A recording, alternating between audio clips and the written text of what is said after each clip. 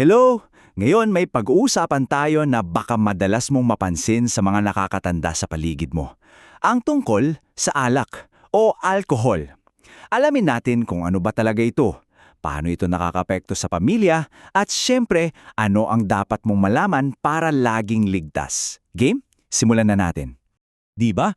Minsan naririnig mo yan sa mga kwentuhan, sa TV, o sa mga handaan. Bakit kaya ganon? Well, marami ring bata ang nag-iisip niyan at nandito tayo ngayon para sagutin yan sa paraang simple at maiintindihan mo. So, ano nga ba yung alak na yan? Isipin mo na lang na para siyang isang sangkap na kapag nainom ng isang tao, may kakayahan itong baguhin kung paano sila nag-iisip at kumikilos. Kaya minsan yung mga taong umiinom, nag-iiba yung pakiramdam nila, nagiging masaya o minsan malungkot o kahit magagalitin. Ito, tandaan mo to ha. Galing to sa isang grupo ng mga pinakamagagaling na eksperto sa kalusugan sa buong mundo. Ang sinasabi nila, kahit daw konting-konting alak lang may dala na itong panganib sa katawan. Seryosong paalala to para sa lahat. At para patunayan yun, ang pag-inom ng alak ay pwedeng maging sanhi ng 7 iba't ibang uri ng kanser. Ang kanser ay isang napakaseryosong sakit, kaya dito pa lang makikita mo na kung gaano talaga kadelikado ang alak para sa katawan natin. Okay, so baka isipin mo, sakit yan pang matanda. Pero hindi lang yon. Dahil pinapabagal ng alak ang ating pag-iisip at paggalaw, para sa mga bata at kabataan, ang pinakamalaking peligro talaga ay yung bigla ang panganib tulad ng pagkadisgrasya, pagkahulog o masangkot sa aksidente. Alam mo ba yung nangyari kapag naghahis ka ng bato sa tubig? Di ba gumagawa ito ng mga alon o ripples na kumakalat? Ganyan-ganyan din ang epekto ng problema sa alak. Hindi lang yung umiinom ang tinatamaan, kundi lahat ng tao sa paligid niya. Ito, napaka-importante nito.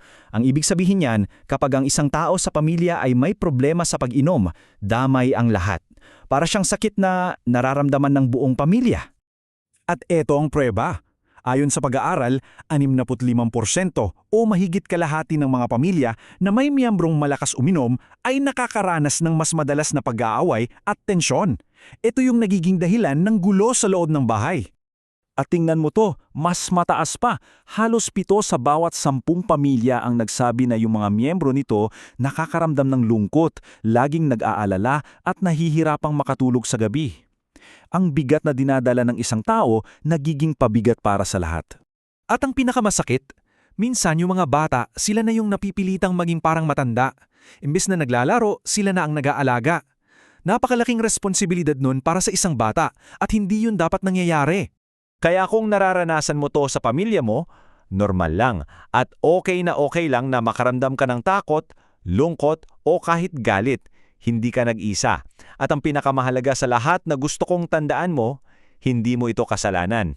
Yan ang magandang tanong, no? Kung delikado pala ang alak, bakit parang ang dami-daming patalastas o advertisement tungkol dito sa TV at sa internet? Alamin natin kung bakit. Kasi 'di ba, sa mga commercial, ang pinapakita nila puro saya, party, barkada, adventure. Pero ang hindi nila kailanman ipapakita ay yung kabilang side ng kwento, yung mga pag-aaway, yung sakit, at yung lungkot na pwedeng idulot nito sa totoong buhay. So bakit? Simple lang ang sagot. Negosyo. Pera. Ang tahing layunin ng mga kumpanya ay kumita. Kaya gumagawa sila ng magagandang patalastas para bumili tayo ng produkto nila kahit na may dalang panganib ito.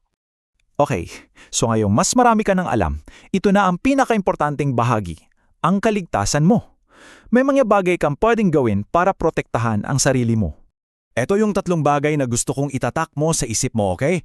Una, uulitin ko, hindi mo kasalanan. Pangalawa, dapat may alam kang ligtas na lugar na pwedeng puntahan. At pangatlo, at pinaka-importante, huwag kang matakot na maghanap ng tulong at makipag-usap. Sino ba ang mga yan? Marami.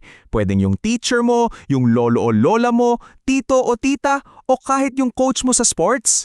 Ang mahalaga ay may makausap ka na alam mong ligtas ka at pakikinggan ka niya. Tandaan mo yan palagi ha. Kahit minsan pakihamdam mo ay nag-iisa ka lang sa problema mo, hindi yan totoo. Napakaraming tao ang nakakaintindi sa'yo at handang-handang tumulong.